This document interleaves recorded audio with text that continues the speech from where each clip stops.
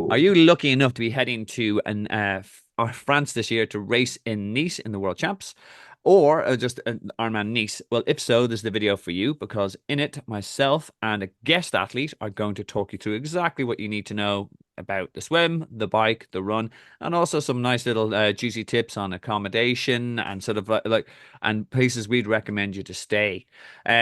So who are we and how are we going to do this? Right. Well, my name is Coach Steve or Stephen Moody from Dublin, Ireland. I'm an Ironman U certified coach who's more recently a YouTuber. I was about to say influencer, but it made me sound like a complete tosser, so I won't. I'll just stick with him, with YouTuber because I do these race review videos, where because from my own race experience, I'd love to know to expect for a race in North America, and I couldn't find it on YouTube. So I've started these videos by checking in on all the 70.3 and Ironman courses. But how do you do that?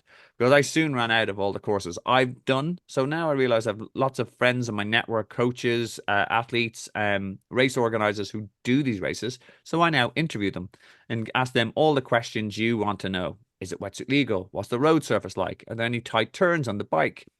And this is how we get it done. And this time, I'm absolutely delighted to interview a good friend of mine who I have consistently beaten at all the Ironman races that I will accept as legitimate races.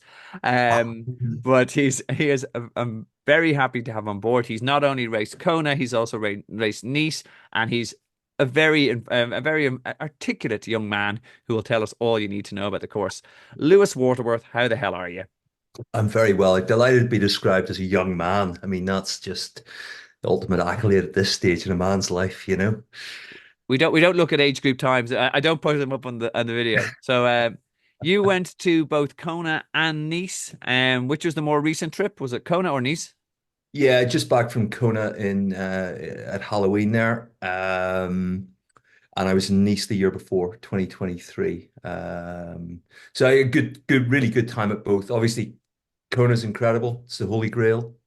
But I I was thrilled. I remember when Nice first got announced, I was absolutely thrilled. I'd done Nice before as a standalone Ironman, and just the thought of going there to do the World Champs really thrilled me. It's also nice for the Europeans having a World Championship race in their home continent cuts down on the expenditure. I mean, I'm not of the sort of income bracket where I could afford to go to Kona every year or, you know, all too frequently, but having the Worlds in Nice makes it more affordable for the Europeans. Really worthwhile job. I think having the two centres is a fantastic thing for Armand to do. And the big question when it first came out, will they have as many bells and whistles in Nice as they do as Kona? Okay, Kona's got the spiritual home of Iron Man, etc. But like, I was very intrigued when Nice was announced. But was there any drop in kind of excitement level or energy in between the two venues, or what was your feedback on it? The energy level in Nice, I thought, was extremely good, and they did add a few more bells and whistles from what they would have had at the regular Ironman France. The expo was expanded. They had a parade of nations that they did through the town in Nice, which was fantastic. It was as good as Kona's. They didn't really do the underpants run. I'm hoping they could add in a perhaps some sort of coffee boat off the shore in Nice. I thought that was a no-brainer, but they didn't have that. Yeah, I thought the hype in Nice, I thought it really lived up to it. What Nice has going for it is it's a big town. It's got a lot of hype, a lot of people there. And the other thing it has going for it, I'm sure we'll talk about it later, is the bike course in Nice is just a joy. Okay, so It is so the spectacular. French do it justice, and you felt it was as good. Brilliant, Absolutely. Absolutely. In fact, I hope to go back this year. So, you know. cool. And I hope to go there and beat you. But let's dive in. I might need to beat you in Texas first. Well, we'll see. Let's very very calmly thrown in.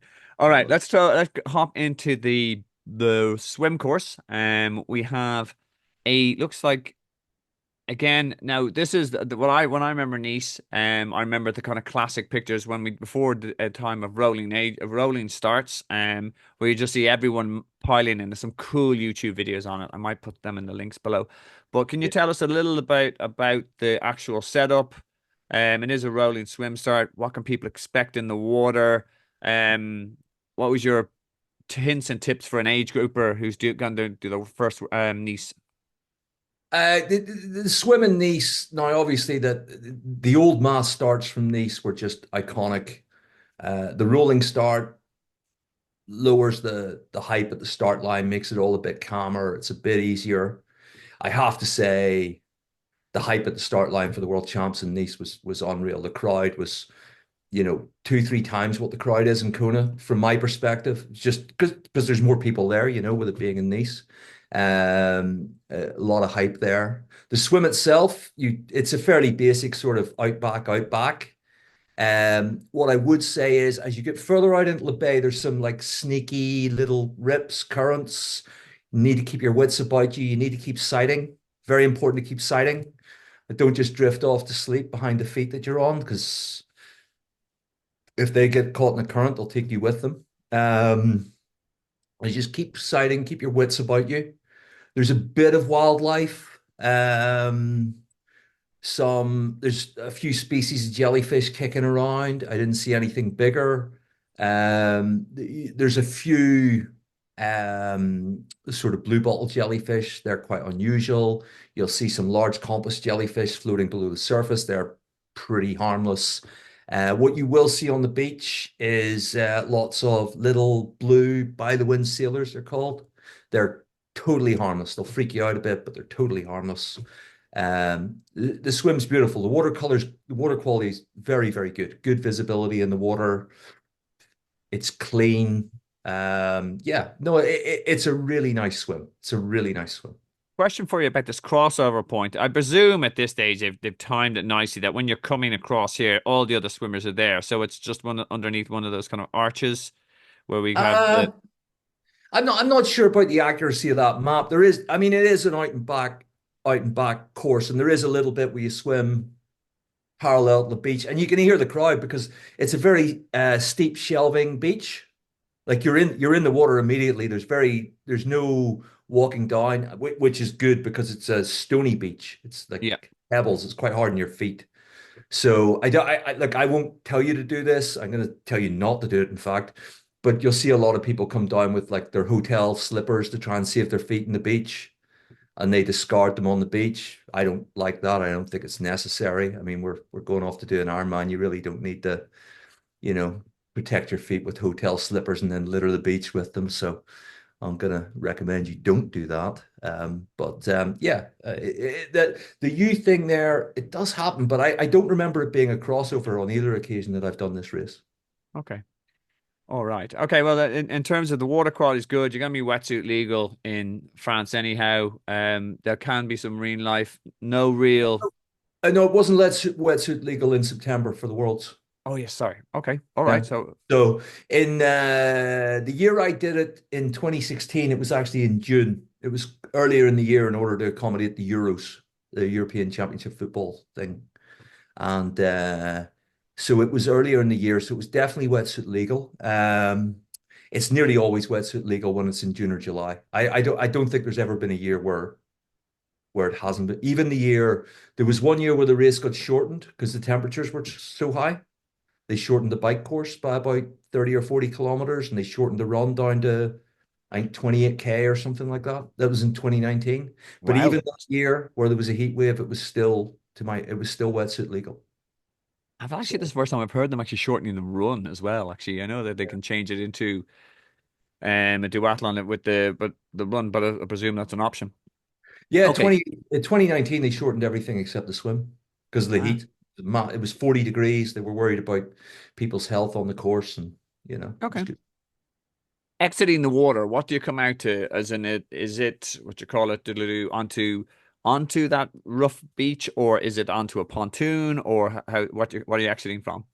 It's on the rough beach, but they have the red carpet out for you. They've got the carpet out, so it's still quite hard on your feet, but it's perfectly okay to run up, and then you're straight up like onto the promenade. You run up oh, I don't know like a runway onto the promenade, and then Okay. straight into the transitions are short.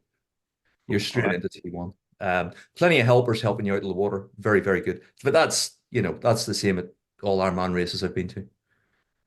Okay, cool. Any other last minute tips about the swim? Don't freak out the jellyfish. Yeah, I mean, look, if you do get stung, it'll be minor. It's not. I got stung in 2016, and I got a bit of a sting in 2023, but nothing that required vinegar or medical attention or anything ridiculous.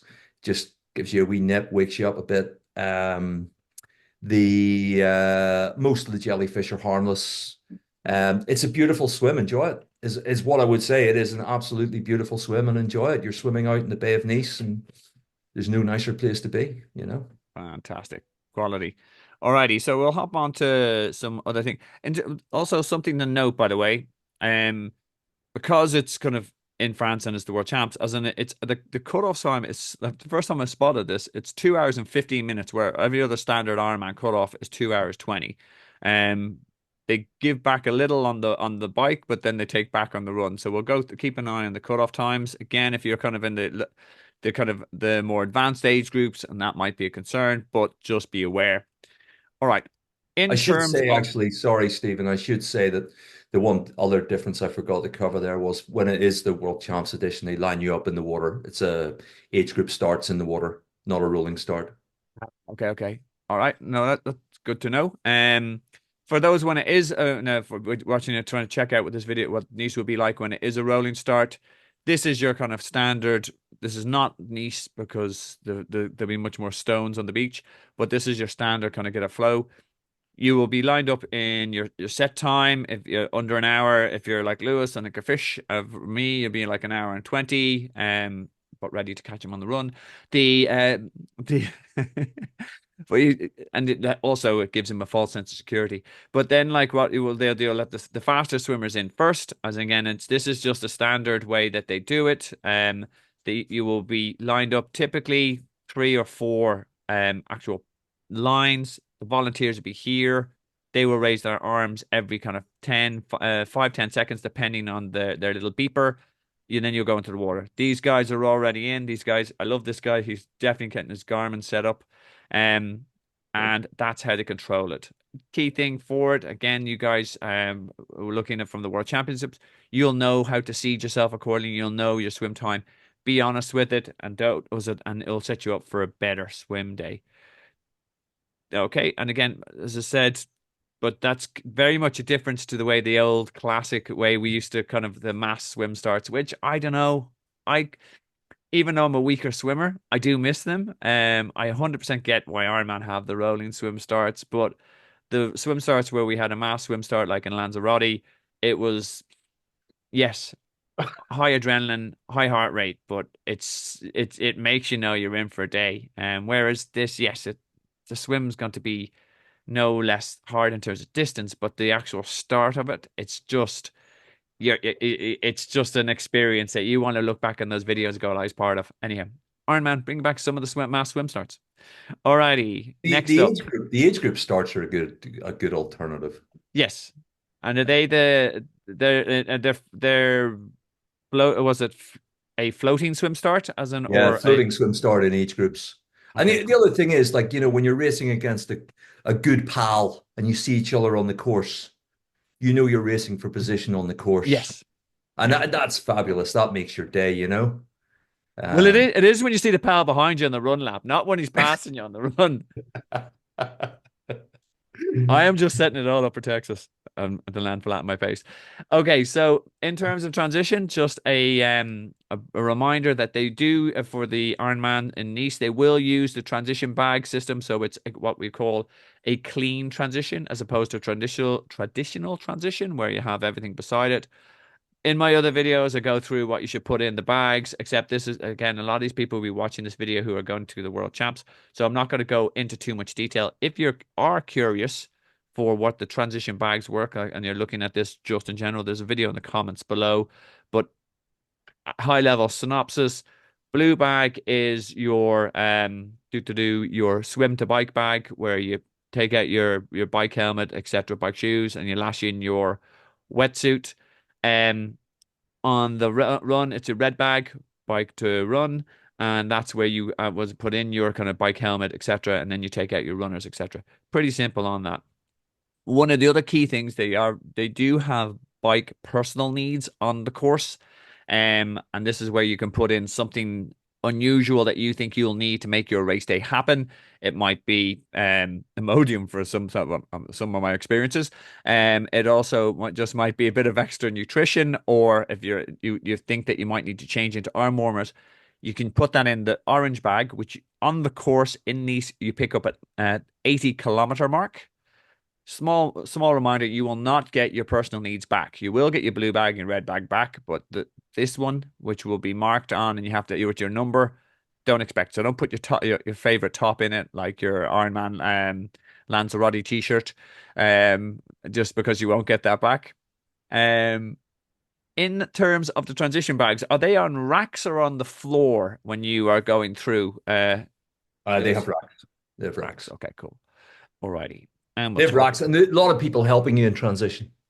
There's a big crowd there in transition, both at the regular Ironman Nice and at the Worlds. Wow. Lot of people around. It's a really well run race. Ironman Nice is one of the oldest ones on the circuit, and it's just incredibly well run. They really know what they're doing. Yeah. And look at this. So look at that view, as in that is just pristine. You're That's right beside the med and all the okay. All the triathletes are looking at the bikes first, going like, "Ooh," as in everybody else is looking at the beautiful view behind, and we're sort of going like, "Check out that bike," and it looks mint. And in terms of the transition flow, it looks like it's a simple run through. Here's where you pick up your bags from the racks down to all the bags racked, and then out on the bike exit. Again, kind of key standard kind of transition tips. Make sure you know your landmarks. Pick something that's going to be very, very easy to find. Not like I did when I first did my Ironman in Frankfurt, when I decided I just need to look out for the big green bike, which I was racking beside because it was very obvious. Mr. Green Bike was a damn fine swimmer because he was way gone when I But again, looking at a palm tree beside a portaloo, if you've got your support crew, and the way that transition set up, you can actually get them standing, looking at your bike, and get them to wave at you. Nothing wrong with that. Again, it'll just help you kind of when you've gone from being horizontal for whatever, an hour and 10, an hour and 15, and then running when you've got the race brain. Make sure you know where your bike is, and you'll check that out when you walk the flow of the transition the day before when you check it in. Know where your transition bag, where your blue bag will be, where the mount line is, and just have all your everything ready. What are yeah. your kind of main tips from your transition experience in Nice, Lewis? My top tip for the Nice transition, I'll say this with all Ironmen that have a steep exit out of the water, is to take your time going up the steep exit.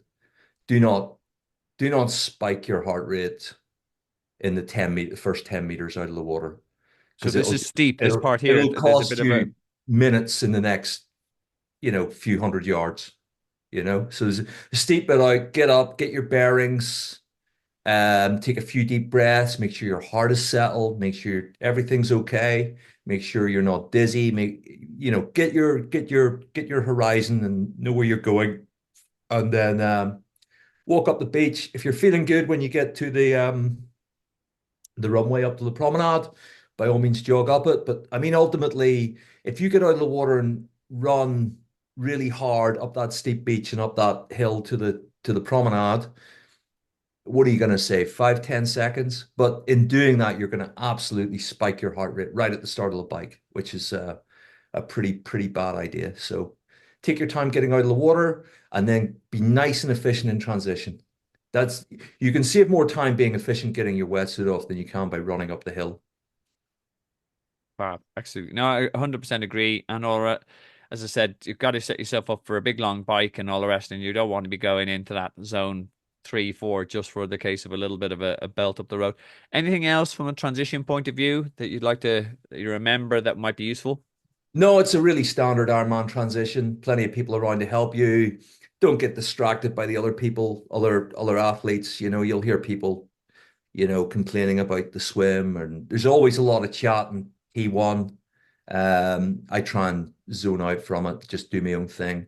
You know, don't get caught up talking to other athletes. Don't get caught up, in any dramas that's going on around you. Just do your own thing, get on with your own race, and get out there. But I'm more of a fan of taking a wee bit of time in T1 just to set yourself up, get the heart rate settled, and make sure you're going out on the bike quite fresh.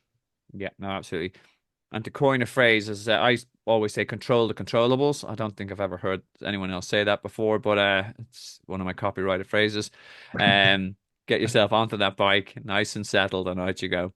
Yeah. Cool. All right. So I hope you're enjoying the video and all the rest. As I said, this is one of a series of videos I do in terms of, if you have other Ironman races and you want to get into more insight on that, make sure you subscribe. As I said, Lewis has been absolutely phenomenal in terms of the great info he's given so far, and he's going to give lots more.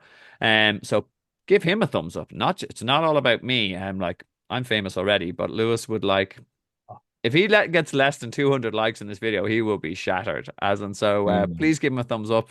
200, 200. Oh, come 200 would be great. You never get 200 on any of most of your posts. Um, on. well, let's go talk about what Nice is predominantly famous for, the bike course. Now, I do appreciate the Ironman France guys trying to get all of both the 70.3 and the Ironman course into it, but they didn't realize they're going to do two separate videos. So we have to look at the red line, which is the Ironman bike course. And that is our 180K. So, Lewis, talk us through the bike course. What can people expect? Is there road surface? Any climbing in this bad boy? Oh, this the look.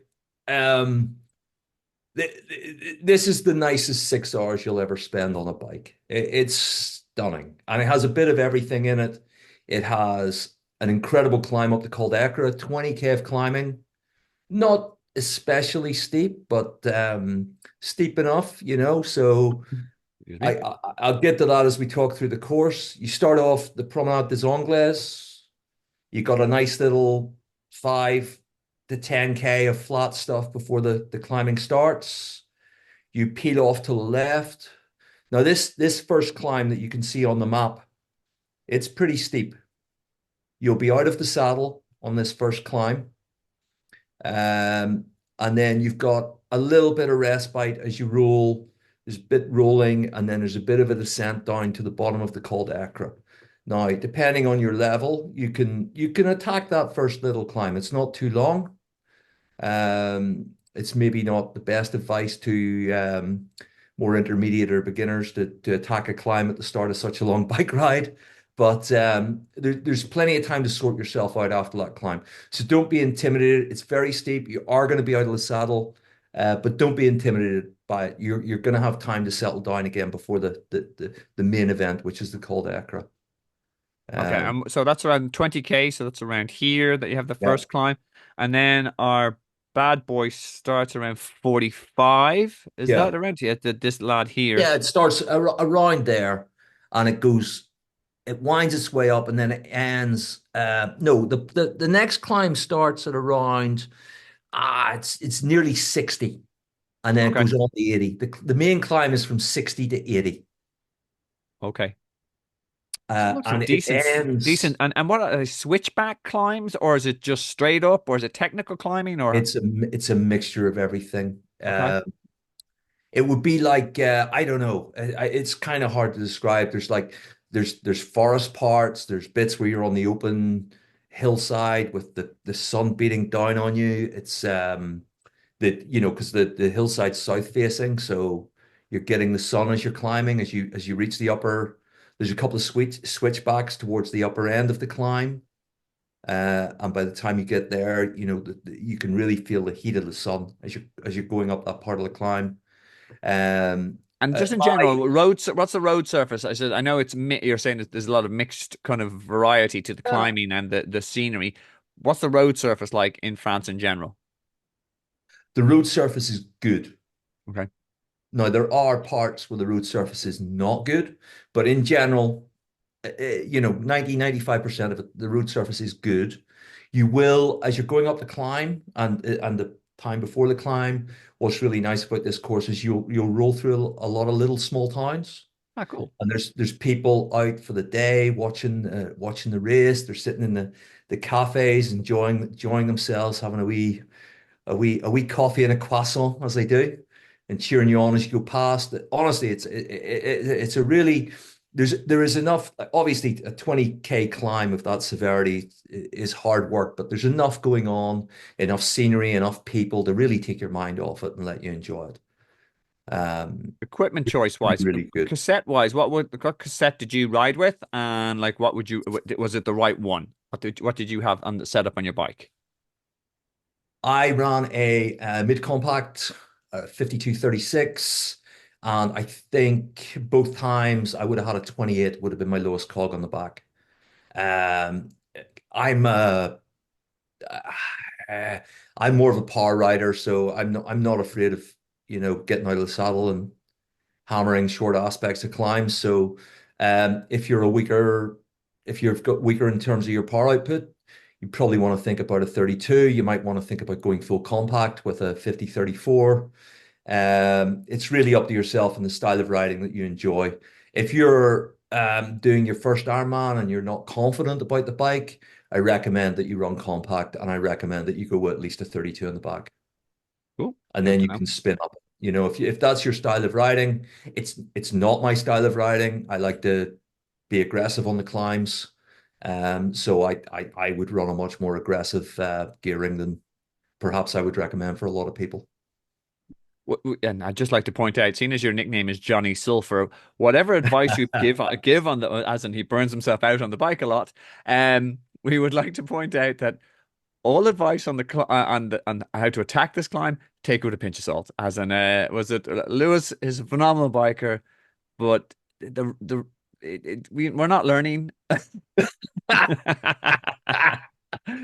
I Well, just he's you've got qualified for to play to two your more world strengths. championships than I have, so I give him his props, but Yeah. he does Well, limp home on the run. you got to play to your strengths. And at the end of the day, what I would say about this course is, and again, by all means, if you're not an aggressive biker, take this with a pinch of salt. But what you can do is you can be quite aggressive on these climbs, because if you look at the map, the last sort of hour to 40 minutes of this course is all downhill. You Yeah, get yeah, a rest. You do get a rest. So I'm not suggesting for a minute that you go in the red or burn yourself out, but you can maybe up the ante a wee bit. This is not like Lanza where the bike course is spiky the whole way through, and there's really no like Lanza's curveballs the whole way through. But this is you come to the end, you've got a nice long descent, and you've yeah, got a flat roll in. So you can afford to be a wee bit more spicy at the start of the bike if yeah. you're that If type of rider. once you get to 130K, you know that all the work is done, really. As in, but we'll talk about that. Righty ho. So we've got to the top of our climb here. What else can we expect around this part of the course between 90 and 100, or is it is it false flat? Is it I got to tell you one other thing. You'll see the top of the Col d'Acra when you get to the top of that big climb. They have yes? like a nice inflatable like gateway that you ride through, and you roll over it, and you go down you click over the top, and you roll over a little hump, and you down in, and the scenery as you roll over the top of that climb is breathtaking. It feels like you're on the set of A Sound of Music. It's just the most beautiful meadows stretching out in front of you. Your speed, having been climbing for the guts of an hour, you roll over this, and all of a sudden you're doing 35, 40 kilometers an hour on a beautifully surfaced road, rolling through the nicest meadow you've ever seen in your life. And it's one of the great experiences in Ironman, if you ask me. The top of that climb in Ironman Nice is just, I honestly, it's just, and I remember it from the first time I did the race when I went back in 2023. It was just as good. It's phenomenal. One of the best, nicest feelings you'll ever have on a bike course. We'll call that the life is good It point. is. It's absolutely stunning. Okay, so we're over the life is good, and now we're coming down. Is there any other these corners around kind of like the 90K mark? Are they was it very technical turns and the descending and all the rest? Are they switchbacks, or what can people expect? No, that's all okay. There's nothing too hairy in there.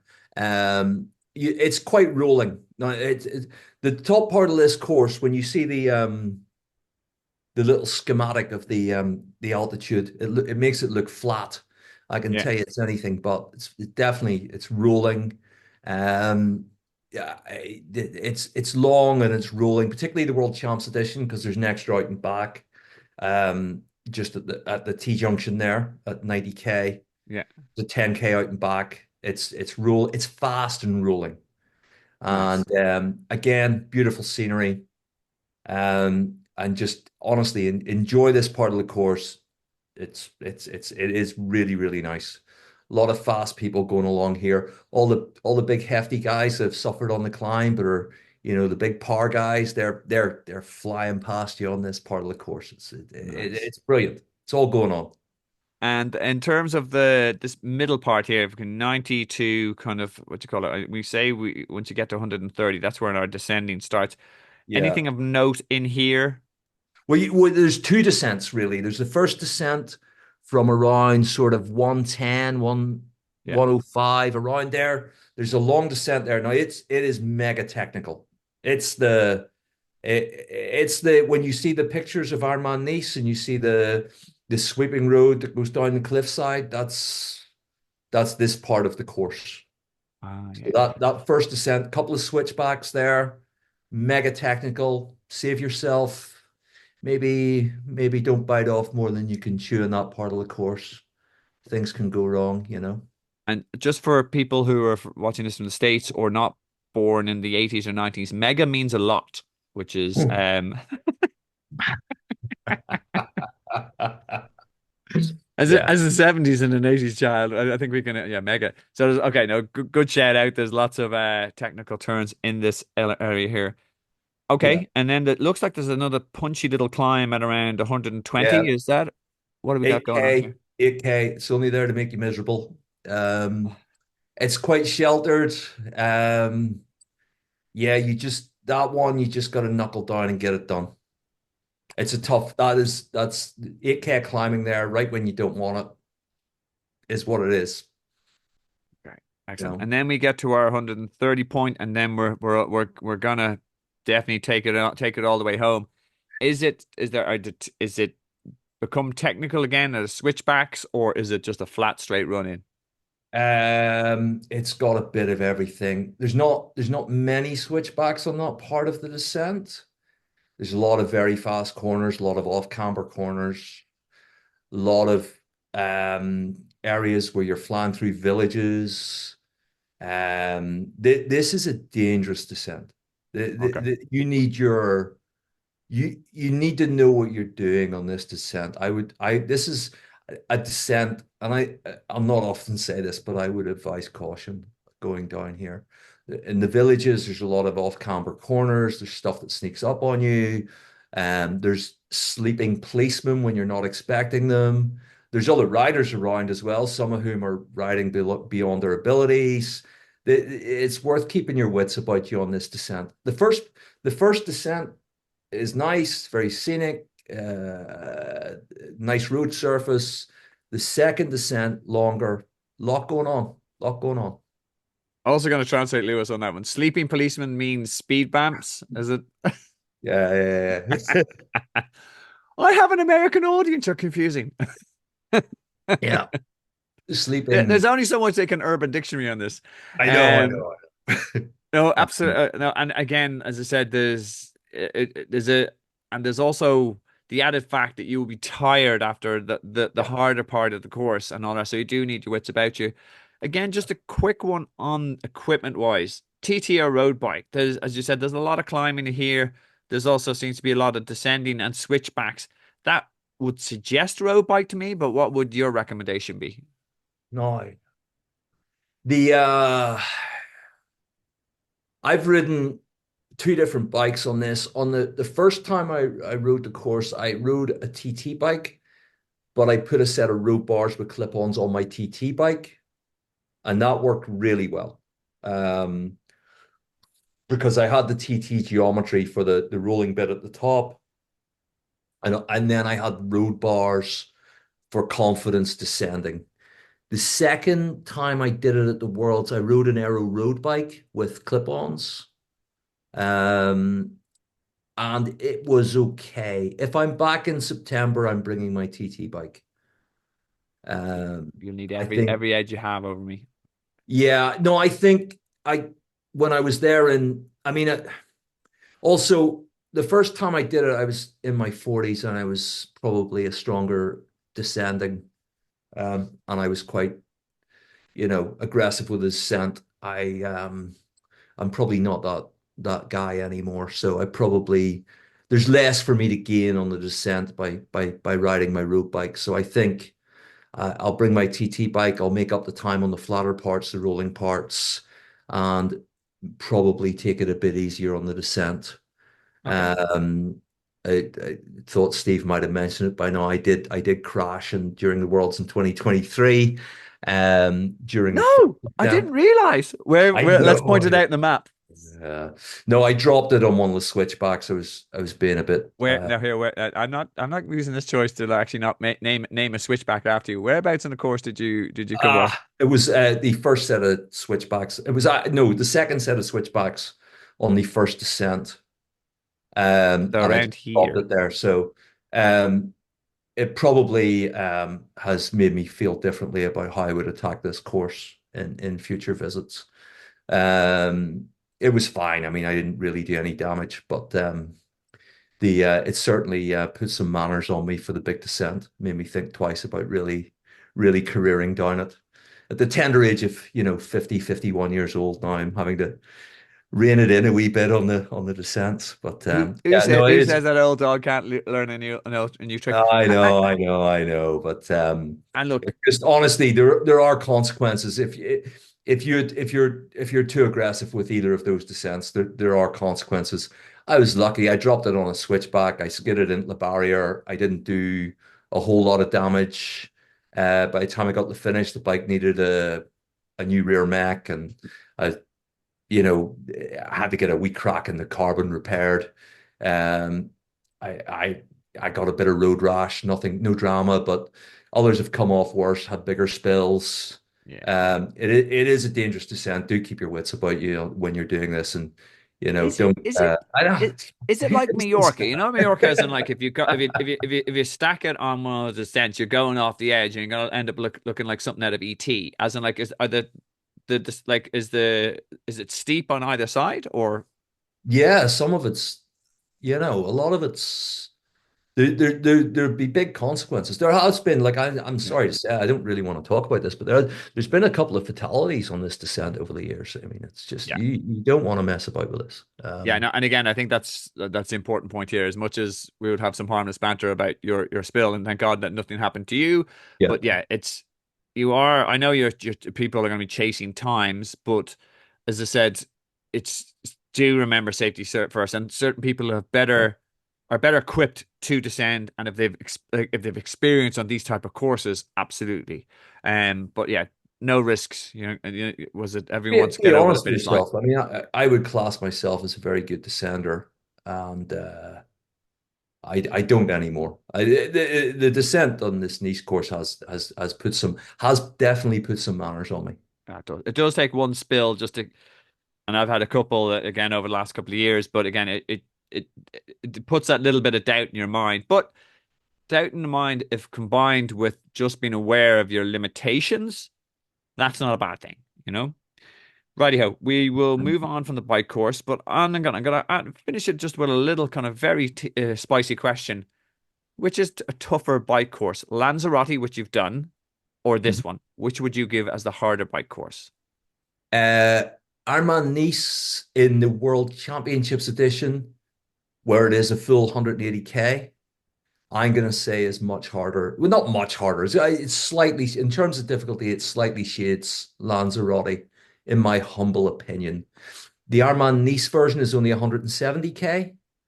Yeah. Being 10K shorter makes it that bit easier. Um, but what I would say is that Nice is a much more enjoyable bike than Lanzarote. Um, I personally, that's just my personal opinion. So the fact that it's more enjoyable probably makes it a bit easier. Yeah, Yeah, there's really not much to choose between the two, to be honest with you. If you ask me which one I'd rather go and ride, definitely Nice. fantastic. Awesome.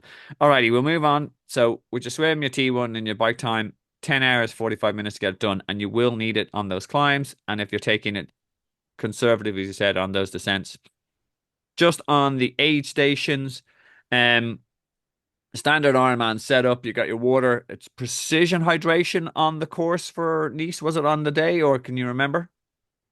Well, back in the day, it was actually Power Bar, you know, Oh yeah, yeah. But in the worlds, showing, what was it for you? we're showing our age here, Stephen, you know. It was at the Worlds, it was precision hydration.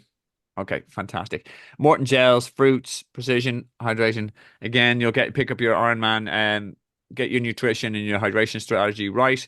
Also, respect the rules, as in drop litter at either the start or the end. Because if you don't, you'll get disqualified and you'll end up looking like a mug. And the second thing, if you don't, you'll end up known as a dick in the triathlon community because we are guests in Nice. We take only photographs, we leave only footprints. By adhering to this, you allow Iron Man to come along and just wrap it up as if they were never there, and it just becomes a beautiful Riviera resort again. For those who are new to Iron Man, aid stations are high risk but high reward. You need to, especially on a course like this, you're not going to be able to carry all your nutrition. You need to know where the aid stations are. You need to know what you're going to carry, how you're going to carry, and especially with the heat, you need to make sure you've got your hydration strategy and your heat management. I go through in great detail about how to use aid stations, lots of demos, hints and tips in the video in the comments below. Check that bad boy out if you are unsure about how to use an aid station to maximize your race day. We're back into the same transition. It's just, yeah, that's Yeah, right. same Single transition. transition. And Yeah. again, red run bag is your bike to run. So in that, literally, you're going to be chucking in your cleats if you take them off the bike or if you leave them on them or your helmet, and then you'll be switching on your runners, etc. Um, there will be a run special needs bag, and you can pick this up on any lap of the what you call it, the of the run station. We'll talk about the run station there. But again, what to go on the transition bags we show in the video below. Transition flow is so you come back in the bike alongside where the bikes and you come in a little bit earlier and back past your transition bags and then out again. Any top tips for for people doing the niche transition for the first time, Lewis? You got a nice long run in back along the Promenade des Anglais. On that run in on the bike, you got 5K along the Promenade des Anglais. Keep your wits about you. There's a lot of moving parts, a lot of spectators crossing the course. Do not really hammer that fight. There's nothing to gain at that stage from really putting the hammer down. Take it easy, spin your legs, get your legs in good shape. Let your heart rate drop a wee bit and just roll into transition in good shape. That's my recommendation. And then once you're in transition, that's where you can really pick up the time. T2 is a fantastic place to pick up time. Yeah, I've often said, and it's in a phrase I've brought up myself, as in what I learned in our squad, that nothing good happens in T2. You must buy some of the t-shirts I'm branding with this. I should have copyrighted that. Nothing good. I have always said this. Nothing good happens in T2. Uh, you get into T2, get your trainers on, get your hat on, get whatever you need on, and get out of T2. Just get out of T2. Do your thinking, settle your head, do all that in the first K of the run. Just get Absolutely. out of T2. And again, and just a bit of a revelation for people who are watching this. If you've watched any of my other videos, I completely take credit for the phrase "nothing good happens in T2," where ironically enough, I have the actual the was it the genius behind that phrase, and has actually said it as it's now spread between all our squad and all our training buddies that we just there's no point sitting down. There's no point thinking about it. The minute you've got your runners on, everything else you can do while moving. And as you're moving, you're getting closer to the finish line, closer to meeting up your family, your friends, having that cold beer on the Riviera, and just actually chilling out. So your gel and your baseball cap. You put your sunglasses on when you're running. Put your baseball cap on or whatever your visor. once you have your feet in your shoe in your runners, you're gone. And out on this run course, which looks absolutely fantastic. Any other last minute tips? And I did give you credit for the phrase. I'd like to point that Oh out. yeah, I know. But there's actually, if you think about it, when you sit down in T2 and you take your time putting your trainers on, your muscles are cooling down. I always find when you get off the bike, your muscles are nice and warm. Your legs are used to spinning at that nice high cadence, 85, 90 cadence. You get out in that run, and if you get a really quick T2, the first kilometer, 2 kilometers of the run feel lovely. Yeah. Uh, you sit around in T2, question your life choices. First couple of kilometers of the run, they feel like a real Yeah. slog. So top You're, tip, you're, you're get looking there. calm, You're get looking at around the heat, there. looking at the sun in the sky. Oh, it feels hot. It feels hot. It Yeah, feels hot yeah. just sitting down in the sun. Even a little bit of breeze on your face, and like you're getting closer to that first aid station. We get a water bottle on your face. It's moving is improving. So that's the way Yeah. forward. Moving's good. Plus, what's in transition? Other people's dramas. What you don't need that on race day. You don't need other people's dramas. Yeah, the only The time you want other to hear war people, stories is in the pub yeah, afterwards, where you're sitting there and yeah. you go like, "Oh yeah, yeah." Now, like, Much as what, I like, much what as you I gonna like do to with some feed guy off the telling you like misery, you but had to stop and have like use a portaloo at the top of the mountain? I don't care. It's not gonna make me any faster. Um, right, we're out at T2. We've nothing good has happened there, but good stuff's gonna happen on the run. It yeah. looks very simple run course, but what can people expect surface wise? Is there any lumps in it, or what's your lasting memories of the run course, mate? 5K out, 5K back, 5K out, 5K back. It's the crowd's good, especially at the top end. Need to be careful when you first come onto the course. You can get a bit carried away in the first couple of kilometers. You get out there, you feel like a rock star. The crowd are going for it. So just settle yourself in the first couple of K, um, and then get on. And then the 5K run down at the airport. It's fine. It's flat. You go down it. It winds a wee bit. It goes off and on the road and the pavement. So although it's very straight, you need to watch out for the curbs a wee bit. You just got to keep your wits about you a wee bit. Also, again, there's a lot of crowd, a lot of people moving around. Certainly, the first couple of laps, the run course busy. You know, a lot of people have different abilities as you move into laps 2 and 3. So there's a lot of people walking, a lot of faster runners still on the course. So although it's a simple straight out, straight back run course, there's a bit going on, a bit you need to pay attention to. And watch out for the curbs. It does go up and down curbs a couple of times. Okay. And where's a good spot for spectators or your support squad, as in anywhere along here, or where did you have Just your any guys? just anywhere down. It's very crowded at the top near transition. So your fan club's unlikely to get a prime spot up there.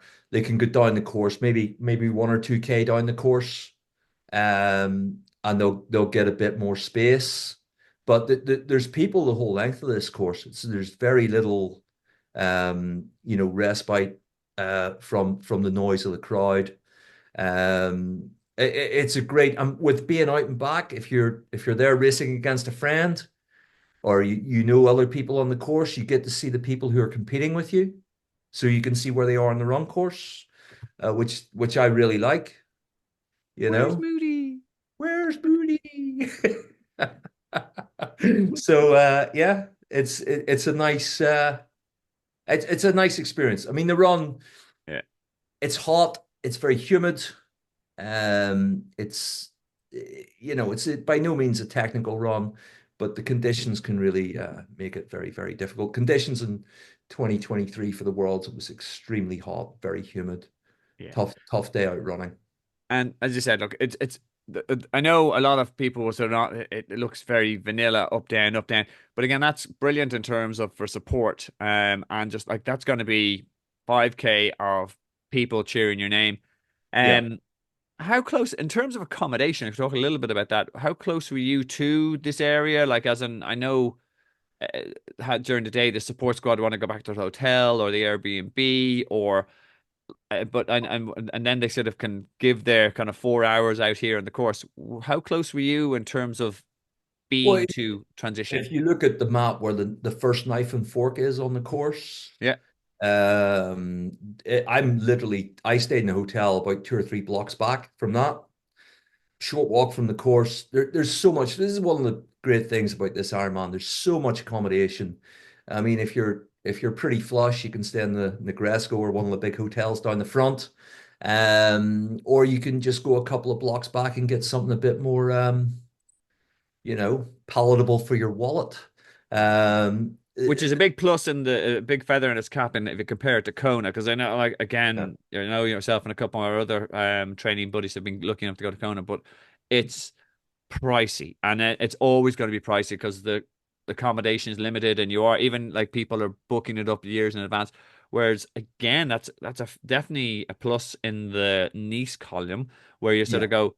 It's designed for thousands of people. There's buckets of hotels of different price points. So yeah, no, I do hope that they hold Nice on the court on the calendar quite some time. Yeah, Uh, no, it's fantastic. Yeah, and there's lots for your if you're bringing your family with you, as I do to most races. There's lots for them to do. Great restaurants. If I've got teenage girls, so they can wander around and go to the shops. There's if you go down towards the flower market at the end, there's lots of things to do. It's one of their favorite destinations.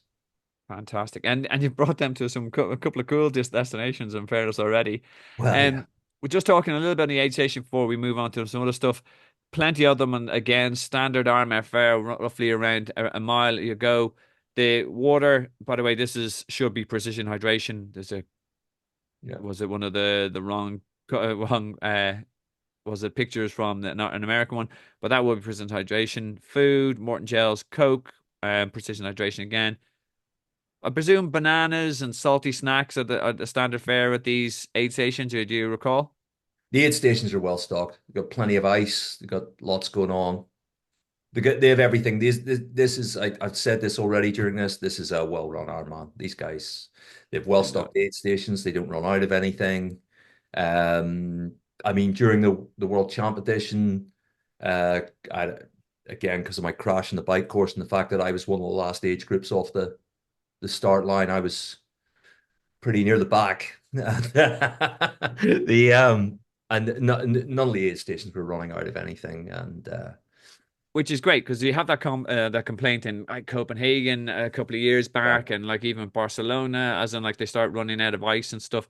So yeah, that's top notch. And again, I think it's also important highlighting that even before Ironman was a big thing, Nice had a really rich triathlon history. Like this is where the Europeans, where Mark Allen and Dave Scott would come to duke it out against the top Europeans.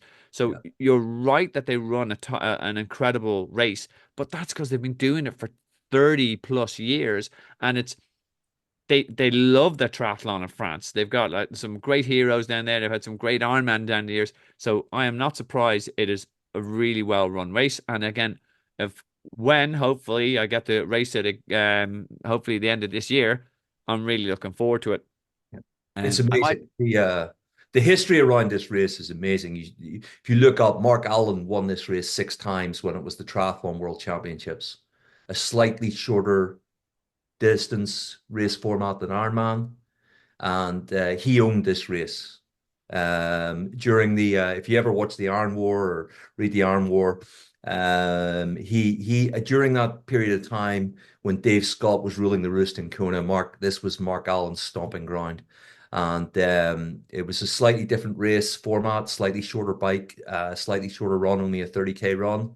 But this Nice would have said it was a true rival to Kona, and it called itself the Triathlon World Championships. Really, really rich history, really rich triathlon history here. And that to me, and again, I've read The Iron War and all the rest, and people who are watching this video haven't. It's a fantastic book, hasn't aged and all the rest. Oh, It's a it's classic story, but yeah, that's why it made sense that if they're gonna pick somewhere in Europe, it had to be Nice. Um, so again, it's a fantastic history. There you go. There's a plug in there for the watching that. We could wax on lyrical, but again, in terms of getting it all done, swim. T1, bike, T2, and run. You've got 16 hours to get it done. it's an aggressive enough cutoff time if in terms of the if it wasn't a world champs because it's a tough bike. As in any time there's a tough bike like a Lake Placid or like a Lanzarote, they tend to give it the 17-hour cutoff. Yeah, 16-hour reflects the caliber of athlete that they're expecting on this course, and also if you're coming to this, you've done your training, you're prepared. yeah. Right, we will move on. This is what it'll Oh, look like on the day when you're coming up the red carpet. Look again, it's hard not to just look out and go, "What a beautiful, beautiful venue! Buckets of people here." Grant, what's your lasting memories coming over the finish line, Lewis? the first year I did it, I had a decent race. It was okay. I remember coming around onto the finish line. It was actually only the second or third Ironman I'd done back then, and I decided that I was going to walk up the red carpet and really enjoy it. That turned out to be a bad idea because everybody just ran past me, and then I kind of felt weird. So I didn't. I kind of learned that one. During the Worlds, to be honest with you, I had a bad day with a bike crash, and also I was pretty glad it was over. Also had the indignity of finishing as it was getting dark. But yeah, it's a good finish line experience. There's a lot of people there. You can see from this that there's massive crowds at Nice. Yeah, no, Um, you know, it looks. it's a big city. There's 2 million people live here. They all come out and watch the race. They get involved. The support in the course is incredible, and it just as you come up to that finish line, the noise, the crowd, the fact that you've had such a challenging day out, this is quite an emotional red carpet to go down. And you're looking forward to seeing your family. You've had a day. This is a nice place to be. Yeah, especially if it's a world champs as well, because this is like again, a lot of my videos for first timers, and they're doing, and you're trying to explain to them. But not only have you are you getting this finish line? There was a couple of finish lines beforehand, maybe a lot of finish lines to get at the point where you could qualify. So, Yeah, and that in itself, it's not only the end of a race; it's like the an end of a particular almost journey in your triathlon little lifestyle. Or so yeah, that's where it's going to be absolutely epic. So yeah. look forward to Uh, hopefully doing it sometime soon, because otherwise you guys keep on wearing your Ironman World Championship t-shirts and make me feel inferior. It's hard to do. no, no, no, no. Yeah. I'm gonna steal one of them. No, no, no. But again, No, it's honestly, I'm so happy that the Ironman World Championships are in Nice. It's such a good venue for the race, and I mean, having done both, I thought Nice was every bit as special. I know there's hardcore, hardcore Kona absolutists probably listening to this saying I don't know what I'm talking about, but my experience in Nice for the Worlds I thought was amazing. yeah. And And we've had this conversation before. I'm completely with you on this one because, as I said, yes, Kona is always going to be the spiritual home of Ironman and all the rest, and that is going to be the holy grail for a lot of people. But for me, it gives, as I said, another target. And if you really want to do the dog on it, go both. As in, yeah, and a lot of people will only ever be able to afford to go to Kona once. And if you're good enough to go there, and then like Nice is something that will probably won't, if for Europeans, won't cost as much, but it's, and then again, having that experience of comparing the two, absolutely quality, absolutely incredible. yeah. So again, hopefully to have the option as well. Now I'm going to move on a little bit quickly. There's a couple of things we want to do just before we talk about the race day timetable. A couple of videos I've made reference to and all the rest. I'm presuming a lot of these people are experienced Ironmen, but if there's stuff that you're interested in, race day nutrition, how to pack, tapering, last minute tips about what, for example, make sure you attend an athlete briefing, get your bike serviced, watch this video, tell your friends, like the video. Those videos in the comments below. A little bit on the race day timetable itself. It's a Sunday race, so the Thursday were open. First day you can register is Thursday at 2. Now this is based on last year's timetable. This might change, but again, another reason why to read the athlete briefing. sorry, the athlete brief, a guide, and attend a briefing. Opens at 2 p.m. on a Thursday, 9 a.m. on a Friday. There will be athlete briefings in both in English and French. These were the time slots from last year. The Saturday, again, standard Ironman fare. You check in your bike and your blue bags the day before between 2 p.m. and 7 p.m. That's when you pick up your timing chip. And race morning, transition opens at 5:45. If you're going to use a personal needs or special needs bag, that's when you drop them off and they'll be taken to the location, 80k and the bike to the run lap. And when you're going to use those aid stations, you have to stop, call out your number, which is a bit different to another aid station. It all kicks off 17:35. Any last minute tips or feedback for anyone considering this or who's getting excited about going in September, Lewis, for the gang? Yeah, be excited. This is an epic Ironman. I've done a lot of these. If you said to me, you can do one more, this would be right up near the top of my list of the. And look, I'm a big lad. I'm larger than the average Ironman. The bike course does not suit me. I'm never going to perform at the top of my game at this race, but I have loved it. I've loved it the two times I did. I hope to do it again. I just think it's such an amazing place to go. My family love going there. It's superb. And logistically, it's easy. I mean, the airport that you fly into is on the run course, for goodness sake. You know, it's an easy one.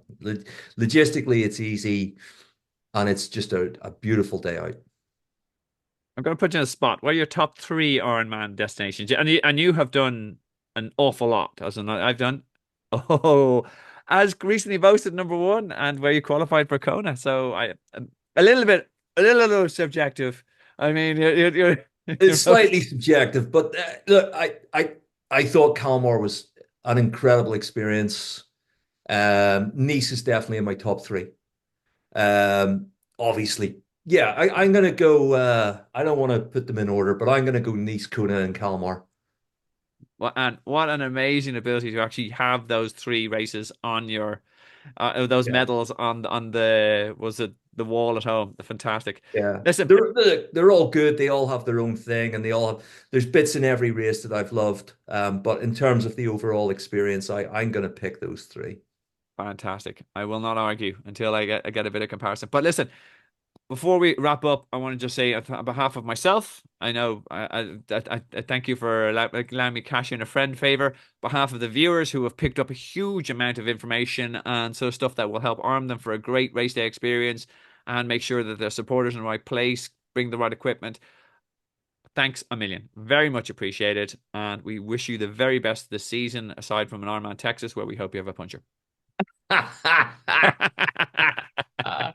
No, I'm looking forward. This is actually something we should have talked about, the camaraderie of the whole thing. I've been racing against Steve for a long time. I don't know. We've had a few good We've had some battles great and we've had battles. some epic battles. And Epic. we're still great friends. And I'd like to Yeah. point out, I used to beat Lewis before I found out who he was as a person and actually introduced myself. And ever since I've been a friend, I've been too nice to him and I've allowed him to beat me at one stage in Ironman Lanzarote by a mere 7 seconds. No, the greatest 7 seconds of my triathlon career. And if I see that in the t-shirt at one point, I'm just retiring. Right. Again, Excellent. Cheers, we'll wrap Steve. it up again. Thanks again, Lewis. Have an absolute Pleasure. super rest of the day. Yeah, you too, mate.